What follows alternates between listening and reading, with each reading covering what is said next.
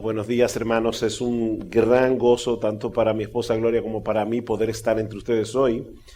Hace unos años atrás, algunos miembros de nuestra iglesia comenzaron a viajar a España para hacer estudios de posgrado y algunos vinieron a Barcelona.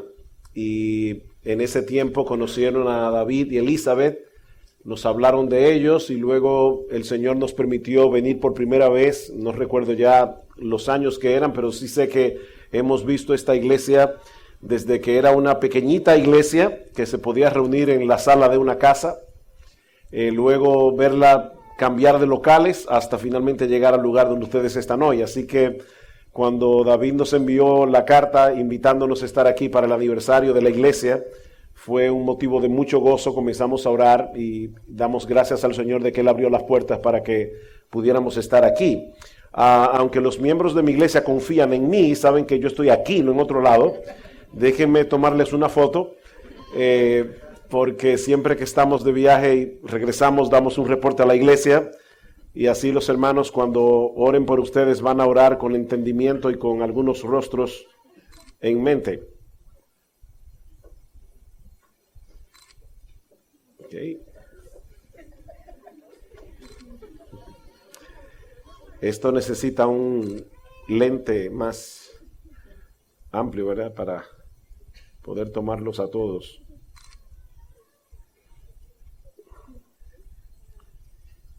Ok. Si puede, por favor, pasarlo hacia atrás para que mi esposa lo tenga ahí. Bien, hermanos, vamos a orar una vez más.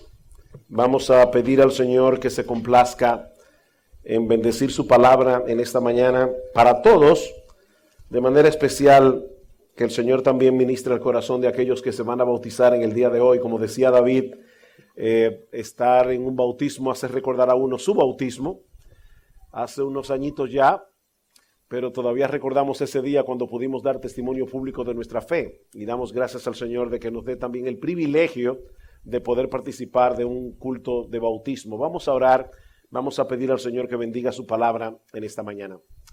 Padre, de nuevo nos acercamos a ti y te suplicamos, te rogamos encarecidamente que tú nos des de tu gracia, que tú derrames tu espíritu, que tú bendigas tu palabra, que ella ministre al corazón de todos y cada uno de los que están aquí hoy, aplicando tu palabra conforme a la necesidad de cada uno.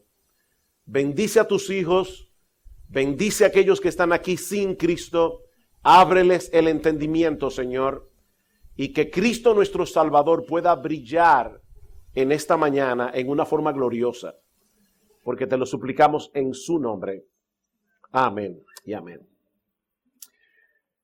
Si tú tuvieras que hacer en esta mañana una lista de todos los problemas que tienes en este momento, problemas de cualquier índole, económicos, matrimoniales, de salud, todos los problemas que tú tengas y ponerlos en orden de importancia, ¿cuál colocarías tú en el tope de la lista?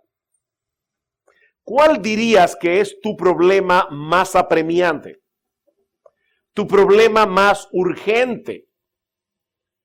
O déjame ponerlo de otra forma, si Dios te diera hoy la oportunidad de resolver un problema, de resolver uno de tus problemas, ¿qué le pedirías?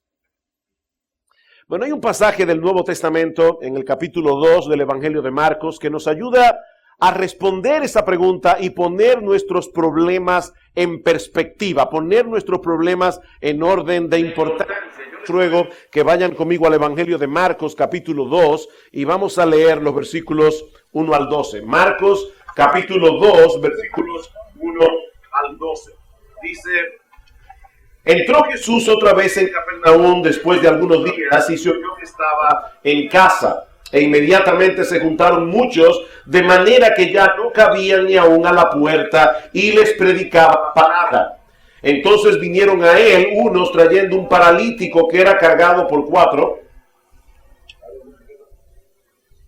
Sigo, bueno, ok.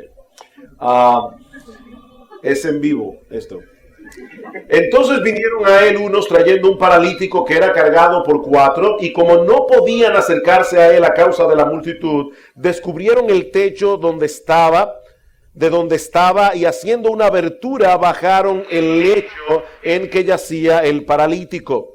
Al ver Jesús la fe de ellos, dijo al paralítico: hijo, tus pecados te son perdonados.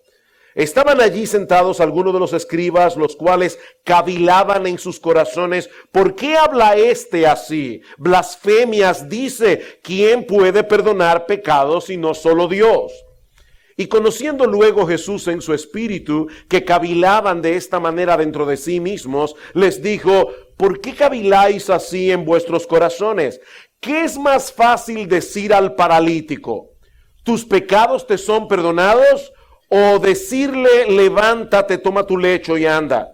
Pues para que sepáis que el Hijo del Hombre tiene potestad en la tierra para perdonar pecados, dijo al paralítico: a ti te digo, levántate, toma tu lecho y vete a tu casa.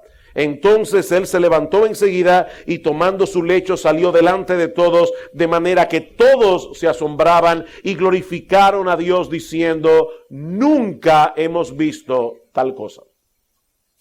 Como esta historia gira en torno a la sanidad de un paralítico, yo quisiera en esta mañana hacer con ustedes un ejercicio de imaginación para que podamos visualizar lo que significaba tener esa condición en los días del Señor Jesucristo, porque fácilmente, hermanos, nosotros podemos leer la Biblia y extrapolar las historias de las Escrituras a nuestra época e imaginarnos a un hombre paralítico, a un hombre en esa condición en la época, en el siglo XXI en el que nosotros vivimos. Pero en el tiempo del Señor era muy diferente. Este paralítico no tenía la menor esperanza de que en alguna parte apareciera un especialista, apareciera un neurocirujano que pudiera operarle y devolverle, aunque fuera un poco de movilidad, o tratar con alguno de sus problemas secundarios. Este paralítico no podía ir a una farmacia, no podía comprar analgésico que calmaran sus dolores, que calmaran sus molestias. Él no contaba con un fisioterapista que le ayudara a fortalecer su masa muscular. Ni siquiera contaba con una silla de ruedas que lo pudiera transportar más fácilmente. De manera que desde que este hombre despertaba por la mañana hasta que volvía a dormirse por la noche, él no tenía otra cosa que mirar al techo. A menos que alguien se compadeciera de él y lo cambiara de posición o le moviera de un lugar a otro. Cada día la misma monotonía, el mismo escenario, el mismo aislamiento. Tirado en el suelo o en una litera, semana tras semana, mes tras mes, año tras año, teniendo que depender completamente de otros para cualquiera de sus necesidades. Mis hermanos y amigos, por favor, traten de imaginar eso. La cosa más pequeña: vestirse, comer, bañarse, ir a hacer sus necesidades fisiológicas. Yo quiero llevarlos al siglo I. Este hombre no podía hacer absolutamente nada de eso, a menos que alguien lo ayudara. Alguien describe la condición de este paralítico a través de un conjunto de palabras: dependencia, humillación, confinamiento, y a lo que yo añado claustrofobia. A veces me pongo a pensar, me pica la espalda. No me puedo voltear a rascarme. Aburrimiento, soledad, frustración, vergüenza, desesperación, día tras día, semana tras semana, mes tras mes, año tras año. De manera, mis hermanos, que el problema de este hombre era más que evidente. Él estaba paralítico. Estaba paralítico. Si este hombre hubiera escuchado la pregunta que yo hice al principio: hazme una lista de tus problemas y dime cuál tú pondrías en el tope. Bueno, la respuesta, ¿verdad?, parece más que obvia. Mi necesidad más urgente es que no puedo caminar. Mi necesidad más urgente es que no existe la menor posibilidad de que alguna vez yo pueda caminar.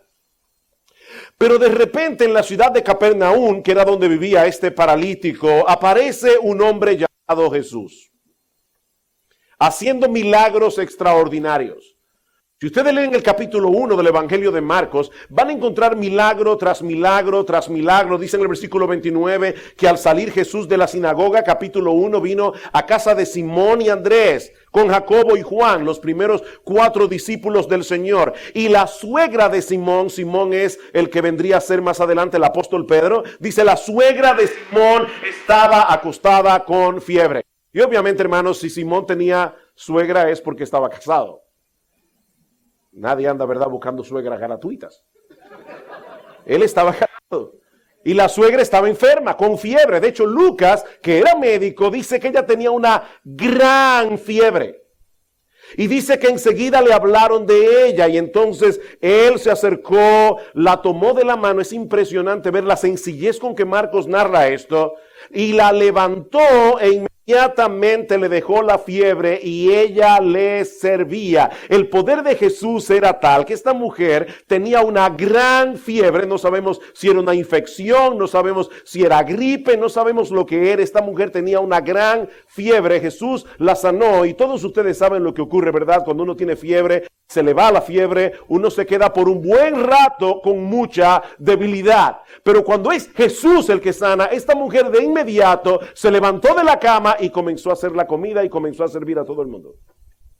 Y por supuesto, cuando las personas comenzaron a enterarse de que Jesús tenía ese poder, dice la Escritura que toda la ciudad se agolpó a la puerta, versículo 32. Cuando llegó la noche, luego que el sol se puso, le trajeron todos los que tenían enfermedades y a los endemoniados, y toda la ciudad se agolpó a la puerta y sanó a muchos que estaban enfermos de diversas enfermedades, una multitud de enfermos. Y más adelante en el versículo 40 dice que vino a él un leproso. Y no olviden que este texto está inmediatamente antes de la sanidad del paralítico.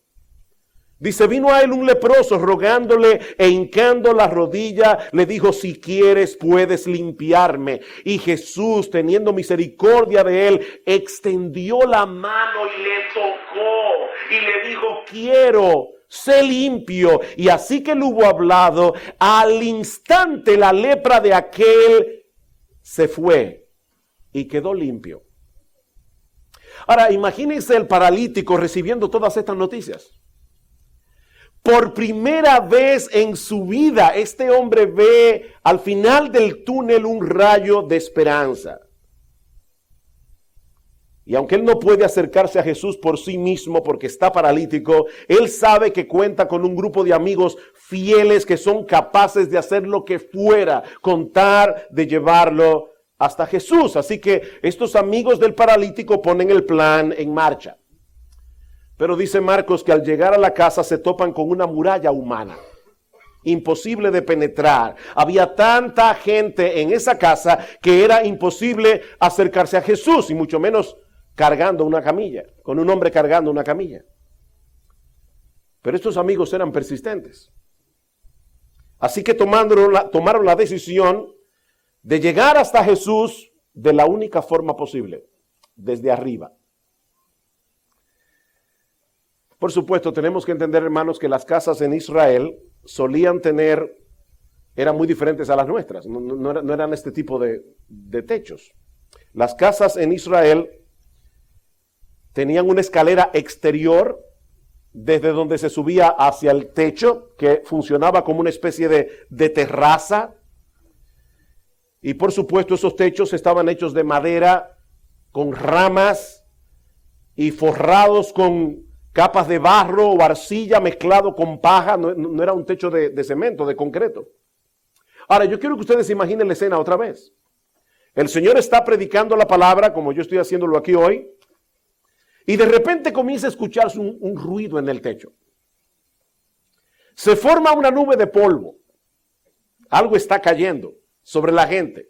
Y de repente se abre un hueco y aparece la cara de 4 hombres mirando para abajo. Y finalmente ellos comienzan a bajar a otro hombre en una camilla. Yo no sé qué hubieras hecho tú en una situación como esa, pero déjeme decir lo que hubiera hecho yo. Muy probablemente. Le hubiera pedido a alguien de la manera más, ¿verdad?, más bondadosa posible, que detuviera a estos imprudentes y me dejaran seguir predicando. Pero eso no fue lo que hizo el Señor. ¿Saben por qué? Porque en vez de verlos como un grupo de necios interrumpiendo una predicación, Él los vio como hombres que tenían mucha fe. De hecho, tanto Mateo, Marcos y Lucas, que narran esta historia, nos dicen que Jesús vio la fe de ellos. La fe que ellos tenían en Jesús. No era simplemente una fe en abstracto. Hoy día mucha gente habla de la fe como si la fe tuviera eficacia en sí misma. ¿Han oído ustedes personas que dicen, la fe es importante, la fe mueve montañas? ¿Han oído eso? La fe mueve montañas, no importa cuál sea tu creencia. Lo importante es que tengas fe. No, mi amigo, lo importante no es que tengas fe, lo importante es que la tengas depositada en el objeto correcto. Contrario a lo que mucha gente piensa, la Biblia no enseña. Hermanos, escúchenme bien con atención, amigos que están aquí en esta mañana. La Biblia no enseña, a pesar de lo que se dice en muchas iglesias, la Biblia no enseña que la fe salva. ¿Oyeron eso? La fe no salva a nadie. El que salva es Jesús por medio de la fe. La fe no es el Salvador. Jesús es el Salvador y Él salva por medio de la fe. De manera que lo que hizo la diferencia en esta historia no fue la gran fe que tenían los amigos del paralítico. Lo que hizo la diferencia es que estos amigos llevaron al paralítico al lugar adecuado. Ellos tenían fe en el objeto correcto, en la persona apropiada. Así que ellos descubren el techo, bajan el paralítico. Los ojos de todos en la sala estaban puestos en el Señor y en el enfermo. Pero en vez de hacer lo que probablemente todos esperaban que Él hiciera, Cristo se dirige a este hombre y le dice, hijo, tus pecados te son perdonados. En el texto paralelo que se encuentra en el Evangelio de Mateo, nosotros encontramos la versión más completa. Ten ánimo, hijo. Tus pecados te son perdonados. Ahora, no olviden, este hombre todavía sigue paralítico. Él todavía no se puede mover. Él está exactamente en la misma condición física en la que él había llegado. Pero Jesús le dice, hijo, te tengo una buena noticia. Tú tienes toda la razón del mundo para cobrar ánimo y para alegrarte. Esa es la palabra, la idea de la palabra que usa Jesús aquí. Anímate, alégrate, gózate. No porque ahora puedes moverte y caminar, sino porque has recibido lo más grande que una persona puede recibir en el mundo. El perdón de tus pecados. El perdón de tus pecados. Para todos en la casa era más que evidente que el problema de este hombre era que estaba completamente inmóvil. Pero el diagnóstico de Jesús era muy diferente. Él sabía que el gran problema de este hombre, el problema más urgente de este hombre, no era su parálisis, era su pecado. Era su pecado. Y cuando yo hablo aquí de pecado, yo no me refiero simplemente a las cosas malas que la gente suele asociar con la palabra pecado: robar, mentir, adulterar, codiciar, matar, robar. Y obviamente todas esas cosas son pecaminosas, pero todas estas acciones surgen de una fuente común. Hay un gran pecado que es la madre de todos los pecados. El hombre ha decidido vivir de espaldas a Dios. El hombre ha decidido hacer su propia voluntad. El hombre busca su propia gloria. ¿Cuál es el mandamiento más importante de la Biblia? No matarás. No cometerás adulterio. No robarás. Yo no sé cuántas veces hablando del evangelio con alguna persona me ha dicho, mira, yo nunca he matado, yo nunca he robado, yo nunca he adulterado, siempre he sido fiel a mi mujer, cuando puedo le hago bien a las personas. No, mi amigo, el mandamiento más importante de la Biblia es amarás al Señor tu Dios con todo tu corazón, con toda tu alma, con toda tu mente y con todas tus fuerzas. Y eso no lo hace nadie, absolutamente nadie, ni por un segundo.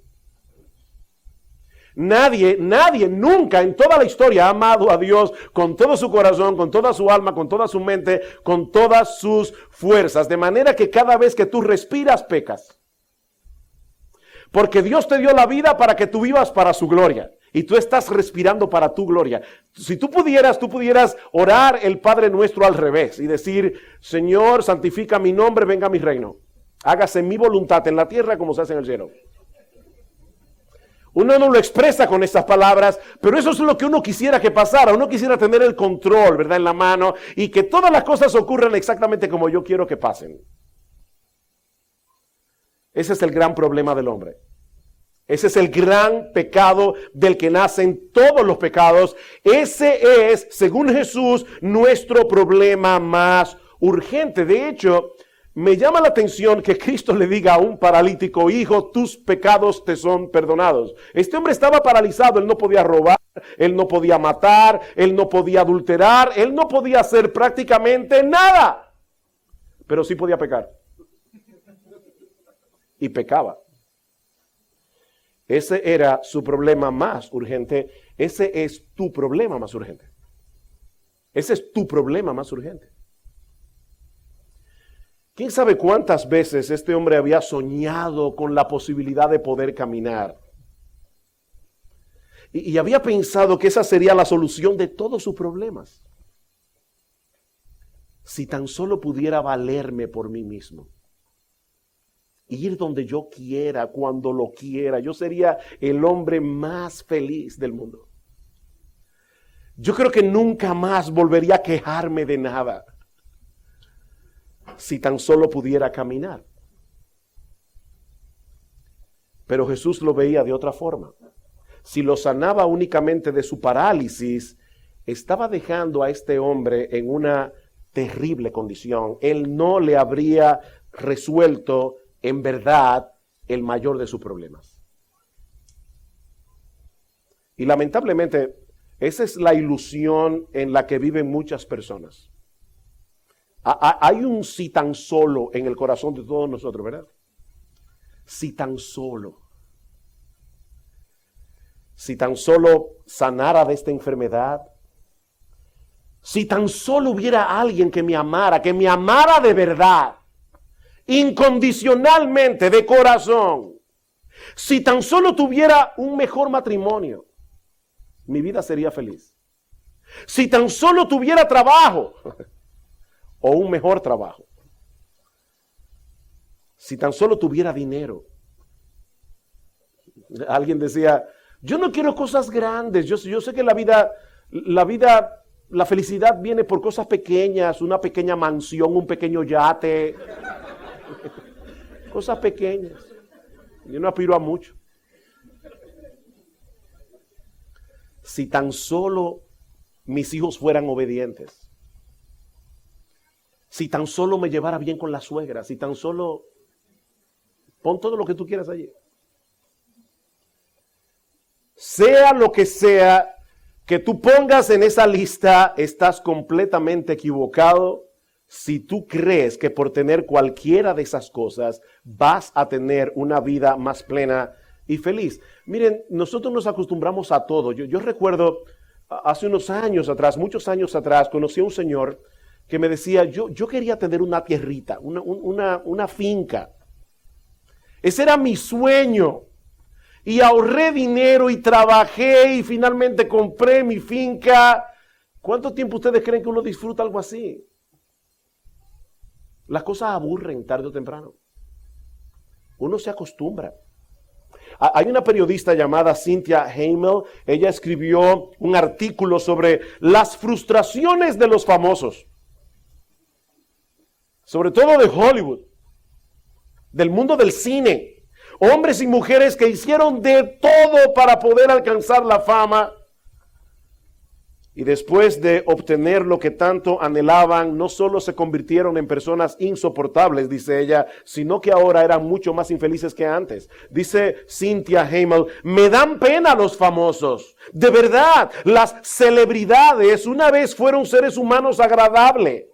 Pero ahora su ira es terrible. Más que ninguna otra persona querían fama, trabajaron, insistieron, pero la mañana después de hacerse famosos, ellos querían tomar una sobredosis. Y nosotros sabemos que solo en el 2014, algunos artistas famosos murieron de una sobredosis. Y en el caso de uno de ellos muy famoso, por lo menos de ese se sabe que fue un suicidio voluntario. ¿Por qué se matan los famosos? Ellos tienen exactamente lo que mucha gente quiere tener, con lo que mucha gente sueña tener.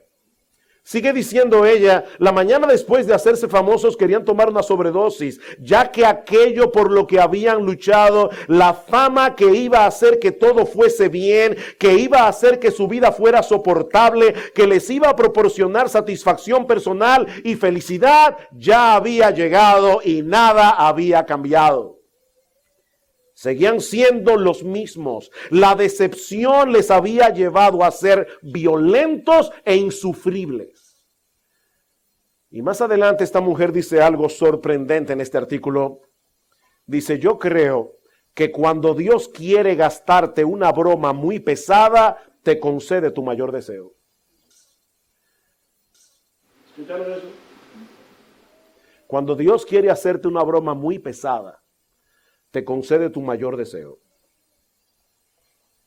Pero eso no fue lo que hizo el Señor con este paralítico. Él no le dio al paralítico lo que él quería, él le dio lo que necesitaba. Y no era la sanidad de su cuerpo, era la sanidad de su alma. Lo que este paralítico necesitaba más urgentemente era el perdón de sus pecados. Y eso fue precisamente lo que Cristo le dio.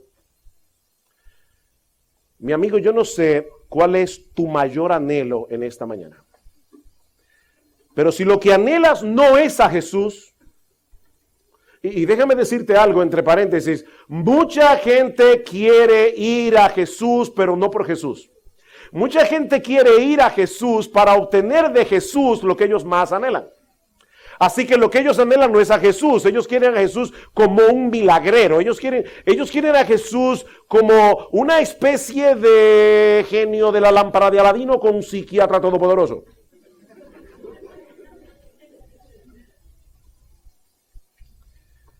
Pero no es por eso que debemos buscar a Jesús.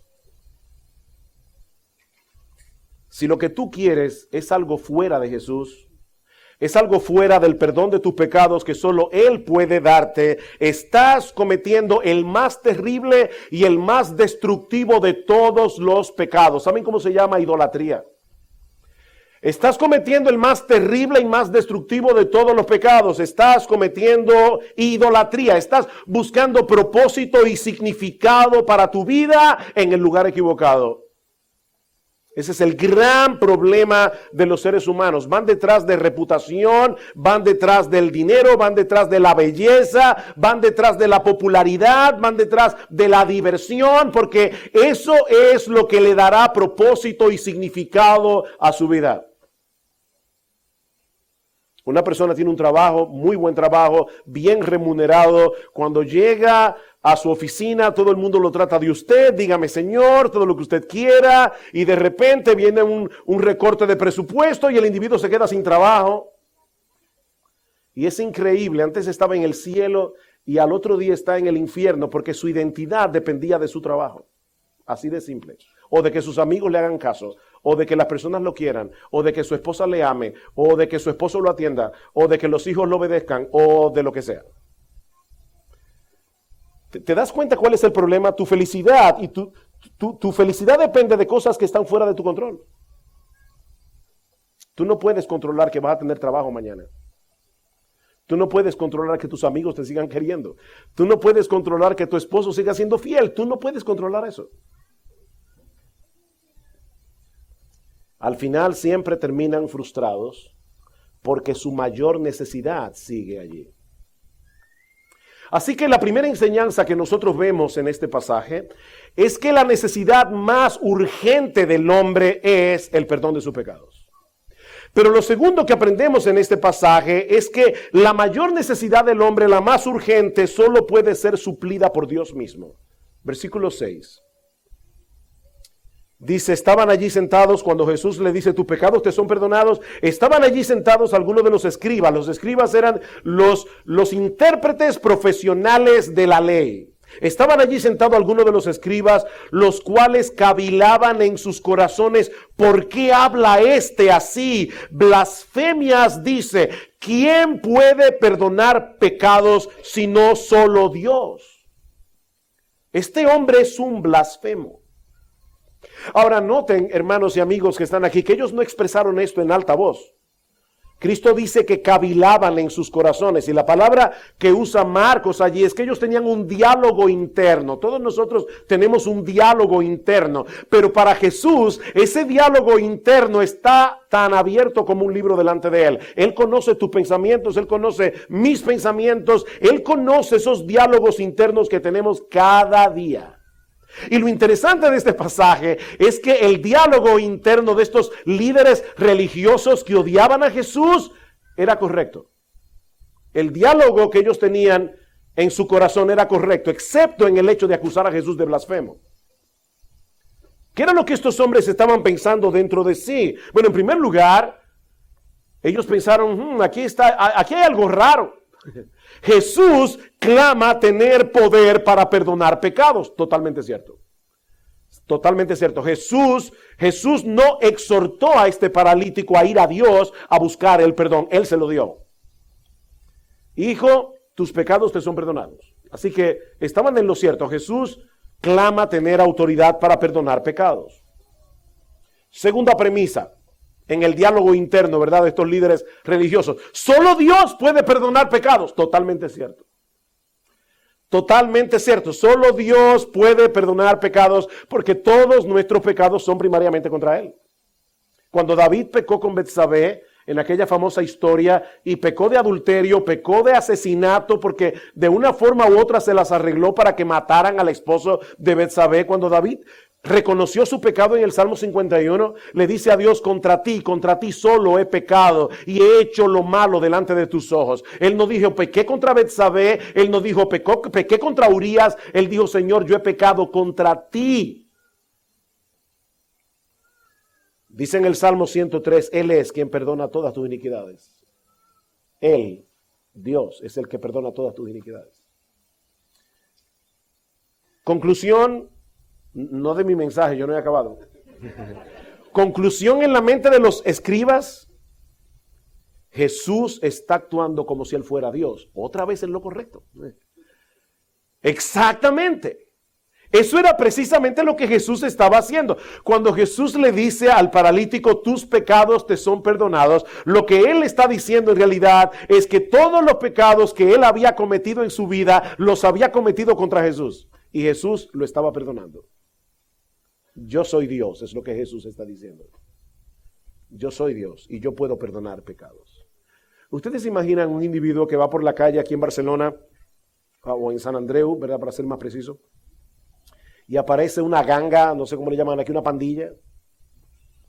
5 individuos que le entran a golpes al hombre y lo dejan maltrecho, lo llevan al hospital y de repente viene el mejor amigo de este hombre y le dice, te tengo una buena noticia, conocí a los 5 hombres que te golpearon, pero lo mejor de todo es que ya yo los perdoné.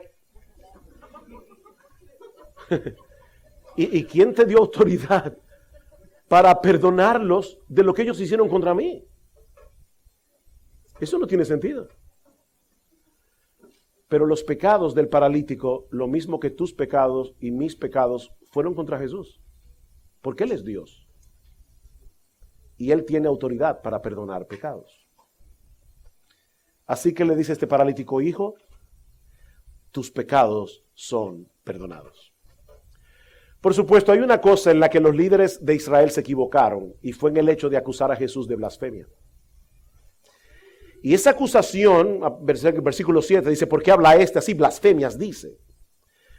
Esta acusación es lo que lleva a Jesús a plantear la interrogante más difícil de este pasaje. Dice en el versículo 8, conociendo luego Jesús en su espíritu que cavilaban de esta manera dentro de sí mismo, les dijo, ¿por qué caviláis así en vuestros corazones? ¿Qué es más fácil decir al paralítico, tus pecados te son perdonados, o decirle, levántate, toma tu lecho y anda? Esa pregunta parece sencilla, pero no lo es. Hermanos, ¿qué es más fácil en esta historia? ¿Decir al paralítico, tus pecados te son perdonados? ¿O decirle, levántate y anda? Bueno, alguien pudiera decir, bueno, es más fácil decir, tus pecados te son perdonados. Porque eso es algo que nadie puede comprobar. Yo puedo decir a una persona, mira, tus pecados te son perdonados. De hecho, los sacerdotes hacen eso constantemente en los confesionarios. Y nadie puede subir a la corte celestial y buscar el expediente a ver si es verdad. Entonces, es fácil decirle a una persona, te absuelvo. Tus pecados son perdonados. Reza 5 Ave Marías, 4 Padre Nuestro, resuelto. Eres descargado en el tribunal de Dios. Ahora, decirle a una persona, levántate, toma tu lecho y anda, dicen estas personas, es mucho más complicado, porque si tú clamas tener tal poder, el individuo tiene que levantarse de la cama y caminar. Sin embargo, hermanos, yo les propongo otra cosa aquí. Yo creo que la intención de Jesús al plantear este asunto era al revés. Ya Jesús había demostrado, no se olviden, en el capítulo anterior, que él tenía poder para sanar cualquier tipo de enfermedad. Ya lo vimos. Jesús acaba de sanar a un hombre leproso. Solamente con decirle, yo quiero ser limpio. Jesús tiene tal poder que su palabra hace lo que él quiere que él haga. Sé limpio. Y dice que la lepra se fue de aquel hombre. Así que en cierto modo, para Jesús es más fácil sanar al paralítico que concederle el perdón de sus pecados. Es más fácil porque el perdón iba a costarle a Jesús un terrible sufrimiento. Un terrible sufrimiento. Déjeme explicar algo aquí teológico. No es complicado, pero es importante. Jesús no había muerto en la cruz todavía. Sin embargo, le dio el perdón. Lo mismo que pasó con todos los que se salvaron en el Antiguo Testamento. ¿Cómo se salvaron todas las personas del Antiguo Testamento? Bueno, se salvaron a crédito. Aquí se usa, ¿verdad? Se salvaron con un perdón a crédito. ¿Cómo así? Bueno, usted va a una tienda, usted dice, yo quiero ese televisor de 40 pulgadas, pantalla plana, ¿cuánto debo dar de iniciar? No, sin inicial por 6 meses. Ahora, a los 6 meses vas a comenzar a pagar. Bueno, Dios perdonó pecados antes de la cruz a crédito. Algún día alguien calificado iba a venir a pagar todas esas deudas. Así que el perdón que Jesús le está otorgando al paralítico todavía sigue siendo a crédito. Pero era perdón real de todos sus pecados. Pero era un perdón que a Jesús le iba a costar muchísimo. En este momento en la historia del Evangelio de Marcos no se revela esto claramente, pero a medida que la historia va avanzando, nosotros nos damos cuenta que no es tan fácil para Jesús decir, tus pecados te son perdonados, por una razón muy simple. Dios es un juez justo, Él es amor, pero Él es perfectamente justo, Él es perfectamente santo, Él no puede ser indiferente al pecado, Él no puede pasar por alto el pecado. Si un juez deja ir libre a un delincuente, no es un buen hombre, es un corrupto. Y Dios no es un hombre corrupto. Dios es Dios. Él es justo. Él tiene que darle a cada hombre lo que merece. Por eso más adelante en Marcos capítulo 8, escuchen esto, Jesús está precisamente en la ciudad de Capernaum otra vez. Y el Señor le pregunta a los discípulos, ¿quién dicen los hombres que soy yo? Y comienzan a darle toda clase de respuesta hasta que Él le pregunta a los discípulos, ¿y ustedes qué piensan? Y Pedro le dice, tú eres el Cristo, tú eres el Hijo del Dios viviente. Una gran declaración. Pero ahora dice en el versículo 31, y comenzó a enseñarles, a pesar de que Él era el Cristo, el Hijo del Dios viviente, el Rey de Reyes, el Señor de Señores, y comenzó a enseñarles que le era necesario al Hijo del Hombre padecer mucho y ser desechado por los ancianos, por los principales sacerdotes y por los escribas, y ser muerto y resucitar después de 3 días. ¿Escucharon esa palabra? Era necesario. Jesús no está profetizando su muerte. Jesús está declarando un hecho. Para que el hombre pueda ser salvo es necesario mi muerte en la cruz. Alguien tiene que pagar para que nosotros podamos ser absueltos. La justicia de Dios tiene que ser satisfecha. Todos hemos pecado contra Él. Todos tenemos una deuda infinita con Dios. Y dice la Biblia que la paga del pecado es la muerte. Alguien de un valor infinito tenía que venir al mundo y morir en nuestro lugar para que Dios pudiera perdonarnos sin pasar por alto su justicia. El problema es que en todo el universo hay un solo ser que tiene valor infinito y ese ser es Dios y Él no puede morir porque es Dios. ¿Qué hizo Dios? Se hizo hombre. Dios se hizo hombre. Para vivir la vida de perfecta obediencia que yo no podía vivir y luego morir en la cruz del Calvario, la muerte que yo merecía morir, y ahora Dios en el Evangelio ofrece el perdón de todos nuestros pecados únicamente por medio de la fe, gratuitamente por gracia. Así que no era tan simple para Jesús decirle al paralítico, tus pecados te son perdonados. Para Jesús era más fácil decir, levántate, toma tu lecho y anda. Dice en 2 Corintios capítulo 5 versículo 21, a ese que no conoció pecado, por nosotros, por nuestro favor, por nuestro beneficio, Dios a Él lo hizo pecado para que nosotros fuésemos hechos justicia de Dios en Él. Jesucristo y nosotros hacemos un cambio de expediente. Estos hermanos que se van a bautizar en el día de hoy, ellos no vienen a decir que esta agua que está aquí les va a limpiar todos sus pecados.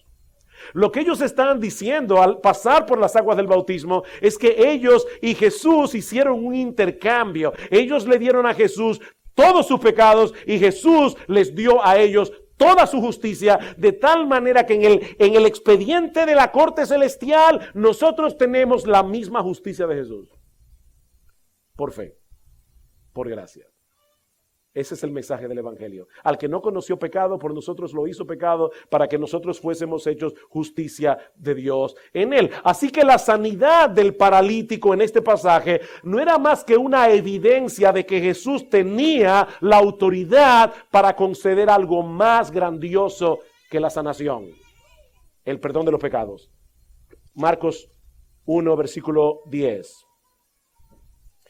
Pues para que sepáis que el Hijo del Hombre tiene potestad, tiene autoridad en la tierra para perdonar pecados, dijo al paralítico, a ti te digo, levántate, toma tu lecho y vete a tu casa. Entonces él se levantó enseguida y tomando su lecho salió delante de todos, de manera que todos se asombraron y glorificaron a Dios diciendo, nunca hemos visto tal cosa. La parálisis de este hombre fue sanada y sus músculos se fortalecieron de tal manera que el paralítico pudo ponerse en pie, tomar su camilla y salir andando. Y yo estoy seguro que si cualquiera de nosotros hubiera estado en aquella casa ese día, habríamos reaccionado como la multitud, sorprendidos por la sanidad del paralítico.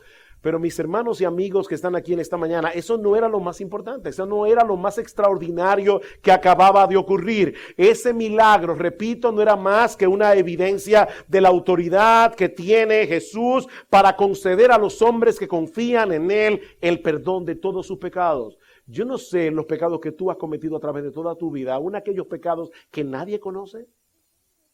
Jesús lo conoce. Esos pecados que te atormentan, Es increíble cómo el hombre de hoy dice no creer ni en el cielo, ni en el juicio, ni en el pecado. Sin embargo, vive atormentado por el pecado. El hombre vive autojustificándose. Y se vive autojustificándose porque se siente pecador. Ayer estábamos mi esposo y yo en un centro comercial y de repente vimos el anuncio de una película que parece que están dando aquí, no sé, no la he visto. Pero es una película con Liam Neeson y dice, el pecado nunca quedará impune. Eso dice Hollywood. Hay una conciencia de pecado en el hombre.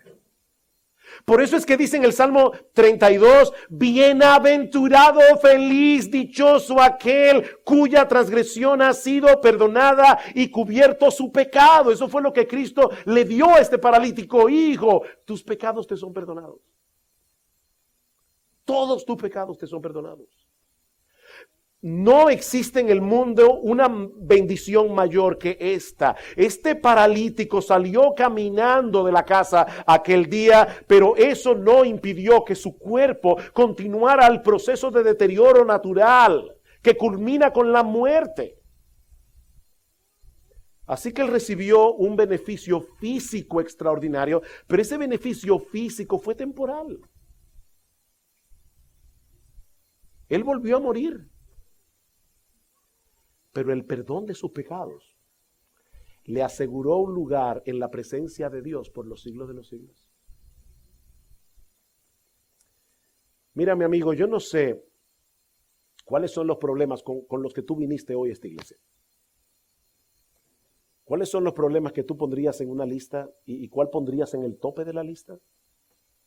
¿Cuáles son esos problemas que no te dejan dormir de noche?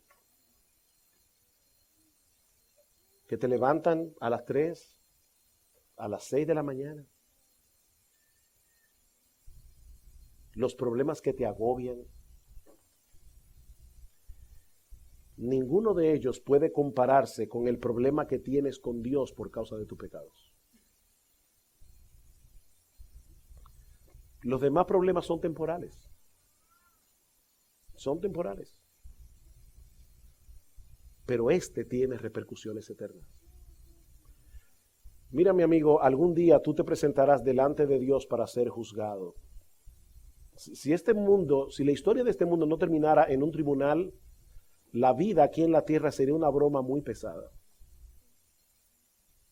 ¿Saben cuánta gente hace y deshace y la justicia nunca los atrapa? Si en este mundo no hubiera un juicio al final, de verdad, esta vida sería una broma muy pesada.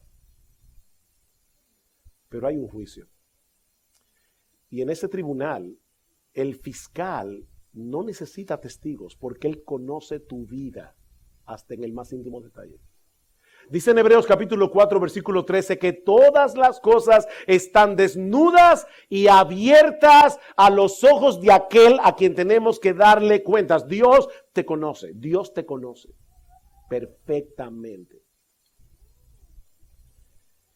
Pero así como Cristo perdonó al paralítico aquel día, así puede perdonarte a ti. En este mismo instante. Porque su autoridad para perdonar pecados no ha perdido vigencia. Ni su sacrificio en la cruz tampoco. Pero tienes que venir a Él confiando únicamente en Él, no en tu decencia, no en tu moral, no en tu religión, no en tu iglesia, no en que tú eres mejor que tu vecino. Tienes que despojarte absolutamente de toda autojusticia y venir delante de Dios como un miserable pecador que merece el infierno, confiando únicamente en la obra perfecta de redención que nuestro bendito Señor y Salvador Jesucristo llevó a cabo muriendo en una cruz romana. De hecho, déjame decirte algo bien sobrio. Si tú nunca en tu vida te has visto a ti mismo como un pecador que mereces el infierno, tú no eres cristiano. Seguro que no lo eres. Porque lo primero que hace Dios para traer a un hombre a Cristo, a una mujer a Cristo, es mostrarle su condición pecadora. Si tú nunca te has visto a ti mismo como alguien tan pecador que merece el infierno, tú no eres creyente. Y tal vez eres miembro de una iglesia evangélica. Eso no te va a salvar. Es Cristo el que salva por medio de la fe. La segunda persona de la Trinidad tomó para sí una naturaleza humana, vivió la vida de perfecta obediencia que ninguno de nosotros habría podido vivir jamás. Jesús es el único que amó a Dios durante toda su vida, desde la cuna hasta la tumba, con toda su alma, con toda su mente, con todas sus fuerzas. Él lo hizo. Y luego fue a la cruz a morir nuestra muerte, para que todo aquel que en él cree no se pierda, mas tenga vida eterna.